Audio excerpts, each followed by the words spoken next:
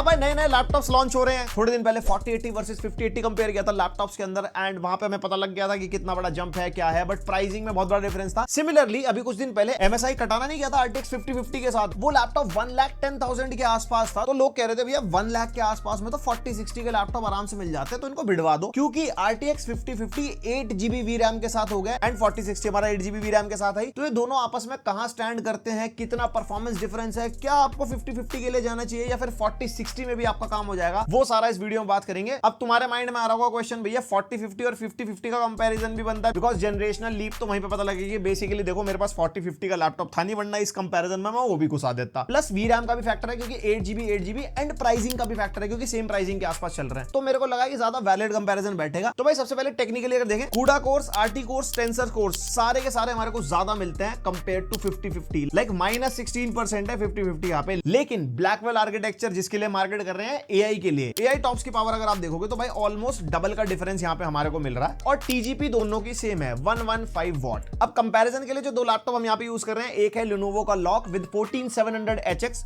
4060 16GB RAM DDR5 5600 mega transfer पर second speed वाली dual channel में, और वहीं पे दूसरा लैपटॉप है MSI Katana विद RTX 5050, लेकिन प्रोसेसर i7 14650HX है।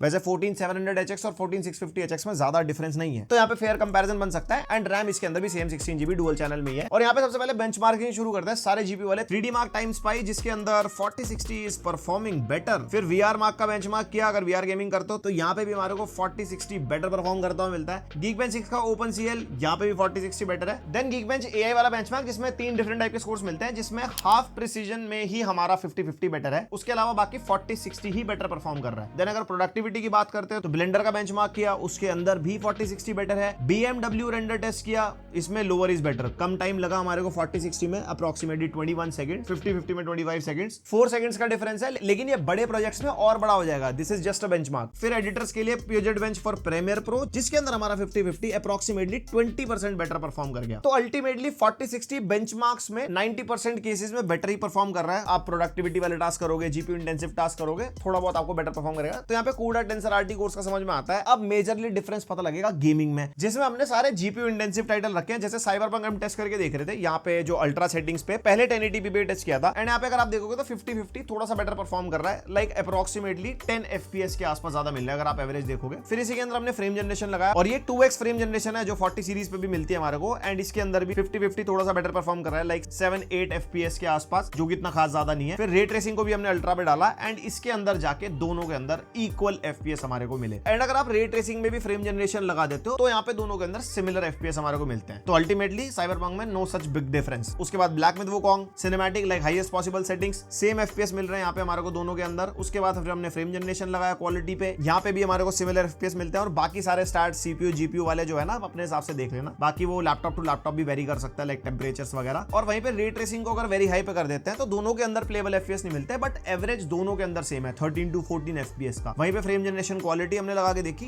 यहाँ पे 4060 थोड़ा सा बेटर परफॉर्म कर रहा था, लाइक 4-5 FPS के आसपास। फिर the last of us test किया, एंड यहाँ पे भी on an average 50 to 53 FPS हमारे को मिल रहे हैं, दोनों ही GPUs के अंदर वेरी हाई सेटिंग्स पे, ज्यादा कोई डिफरेंस नहीं है। फिर DLSS फ्रेम जनरेशन हमने लगाया इसी के अंदर, उसके अंदर भी सिमिलर परफॉर्मेंस मिल रही है, 80, 90, 100, 110 FPS depending upon different scenarios, क्योंकि सिनेरियोस थोड़ा बहुत भी चेंज होता है तो FPS ऊपर नीचे जाते हैं। फिर Assassin's Creed Shadows, दोनों नहीं मना कर दिया, अच्छे FPS नहीं दे पाएंगे, बट ऑन एन एवरेज दोनों के अंदर 25 to 26 FPS मिल रहे हैं। उसके बाद फ्रेम जनरेशन लगाया तो भी यहाँ पे ऑलमोस्ट सिमिलर परफॉर्मेंस है, थोड़ा बहुत FPS ऊपर नीचे हो रहे हैं, बट एवरेज ऑलमोस्ट सेम निकल गया है। उसके बाद Hellblade 2 हाई सेटिंग्स पे, इसके अंदर भी दोनों के अंदर सिमिलर FPS मिलते हैं without any frame generation. But अगर फ्रेम जनरेशन भी अगर आप लगाते हो 2x वाली, अभी 3x और 4x के बारे में बाद में बात करेंगे, तो इसके अंदर भी अगर आप देखोगे तो 4060 थोड़ा सा एज लेके चला जाता है, लाइक 10 FPS के आसपास का। फिर Alan Wake 2 आ गया, ये भी काफी डिमांडिंग गेम है, यहाँ पे भी हमारा 4060 थोड़ा सा बेटर परफॉर्म कर रहा है। एंड उसके बाद अगर इसमें आप फ्रेम जनरेशन लगाते हो तो भी 4060 थोड़ा सा बेटर परफॉर्म कर रहा है, लाइक 10 FPS के आसपास। Not major difference, because story games में 60 FPS से ऊपर मैं कहता हूँ कि भाई इतना डिफरेंस फील होता नहीं है। फिर उसके बाद मैंने इसके अंदर रे ट्रेसिंग लगाई अल्ट्रा पे,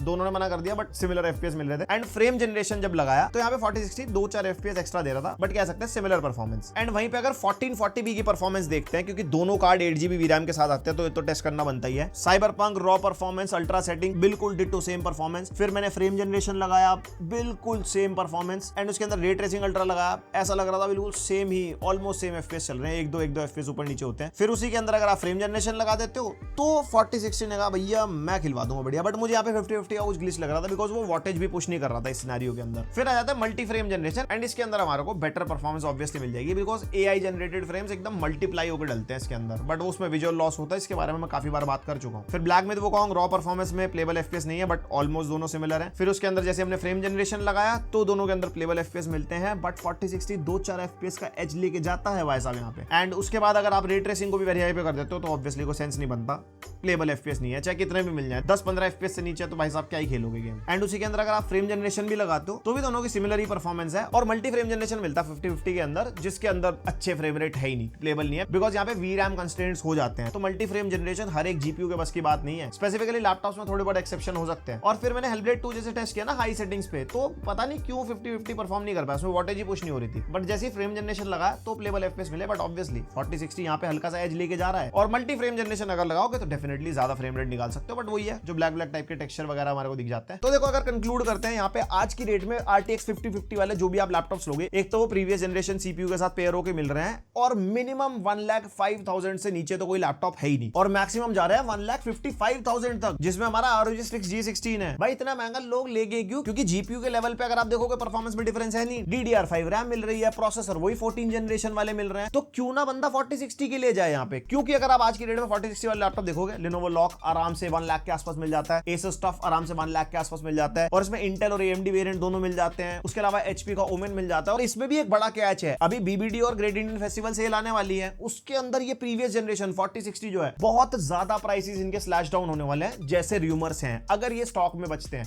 बिकॉज जब स्टॉक होता है ना उसको निपटाने के लिए उसकी प्राइसिंग कम करी जाती है, फिर आपकी 50 सीरीज की प्राइसिंग नॉर्मलाइज हो सकती है। तो आप डेफिनेटली सेल का वेट करो। अगर अभी लेना है, अगर आज की डेट में मेरे से कंक्लूजन पूछते हो तो मैं तो कहूंगा भाई 4060 के लिए जाओ। अगर आपको 8GB VRAM वाला जीपीयू चाहिए 50-50 को आप स्किप कर सकते हो क्योंकि परफॉर्मेंस आपने देख ली। लेकिन अगर आप सेल तक का वेट कर सकते हो तो डेफिनेटली 50 सीरीज पे भी डिस्काउंट्स देखने को मिल सकते हैं, और उस टाइम पे फिर हम ऑब्वियसली रिकमेंडेशन लिस्टिकल वीडियो बनाते हैं, उसमें आपको फिर पूरा ओपिनियन दे पाएंगे कि आपको किसके लिए जाना चाहिए किसके लिए नहीं। एंड मेजरली एक चीज जो मैंने फील करी, जो 50-50 सीरीज के लैपटॉप आ रहे हैं, जैसे MSI का कटाना आया बेसिक कलर गैमेट डिस्प्ले के साथ, एक HP Victus भी लिस्टेड है 1,05,000 रुपीज का, उसमें भी बेसिक कलर गैमेट की डिस्प्ले मिलती है, और वहीं पे 4060 के टफ लॉक है HP ओमेन लेते हो उसमें अच्छी डिस्प्लेज आपको मिलेंगी, तो वहां पे भी एक बड़ा डिफरेंस है। बट हाँ एक चीज, Lenovo लॉक 50 सीरीज आने वाला है, और रूमर्ड प्राइसिंग है 50-50 की 1 लाख रुपीज के आसपास। अब उसमें फिर आपको जीपीयू तो ऑब्वियसली 4060 के आसपास की परफॉर्मेंस है, बट बेटर डिस्प्ले के साथ आएगा, तो वहां आपकी एक अच्छी बाइंग चॉइस बन सकती है। ऑब्वियसली पहले सारे लैपटॉप आ जाएं, बढ़िया रिव्यू मार लें, उसके बाद आपको ओपिनियन दे पाएंगे। बाकी अब यहां तक आ गए तो लाइक मार दो, और ऐसी वीडियोस चाहिए तो सब्सक्राइब कर लो, और कोई और फीडबैक आइडिया कुछ भी आप चाहते हो वीडियो से रिलेटेड मेरे को कमेंट करके बताओ। मिलते हैं नेक्स्ट वीडियो, अब तक के लिए बाय।